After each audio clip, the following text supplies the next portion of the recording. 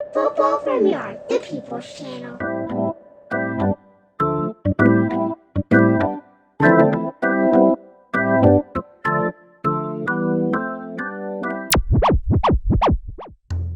Greetings, Football from Yard Massive. The Rica Youths are one step away from the qualification for the semi-finals of the CONCACAF Under 20 tournament and a place in the Under 20 World Cup. Standing in their way is the Dominican Republic. The DR team secured a spot in the knockout round via a qualifying tournament last year among lower-ranked teams in CONCACAF, including St. Martin, Antigua, and St. Lucia. The expectation was that the winners from the group stage of the current 2022 tournament would have an easy match against the teams that entered by way of the qualifying tournament. However, El Salvador found out the hard way in a 5-4 loss to the Dominican Republic that football is often a game of surprises. Having not played any matches over the past week, as the other teams were playing 3 games during the week in rainy conditions, the DR players had a bit more spring in their step. Also, they're a well-organized unit whose midfield is the strongest aspect of their team. Their number 8, Angel Montes de Oca, and their number 10, Captain Edison Azcona, are both technical central midfielders who can shoot well and are creative going forward. They get back on defense but aren't particularly strong tacklers. Wide player Brian Moore is quite pacey on the right, and Di Frisandi on the left is very tricky. The DR's defense is a well-organized unit, with the back 4 almost always behind the ball. The 2 central defenders, Sebastian Magnon and Kefla Martins, are old-school defenders. They are both strong in the tackle, but one lacks pace, and the other one doesn't change directions very quickly.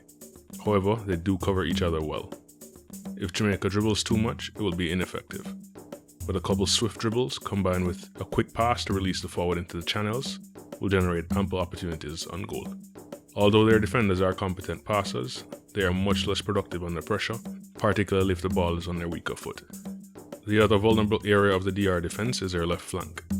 Inter Miami player Israel Boatwright, who just turned 17 this month, is susceptible to genuine pace as well, and advances slightly higher up the pitch than his counterpart on the right side. The DR defense looks most vulnerable on counter-attacks when their defensive line is high and their lack of pace is on display. Given the pacey options available to Jamaica, the team should be seeking to launch quick counter-attacks as much as possible. Because the DR defensive line is cautious and sits deep, it occasionally results in a gap between the defense and the midfield. That should enable Jamaica's attacking midfielders to shoot on goal. Those shots on goal will be challenging Houston Dynamo goalkeeper Xavier Valdez, a 6'6" Harlem-born shot-stopper. He's a substantial upgrade over the substitute goalkeeper who was playing in the qualifying tournament. From a Jamaican perspective, the major area that coach Marcel Gill needs to address on the defensive end is the spacing of the team.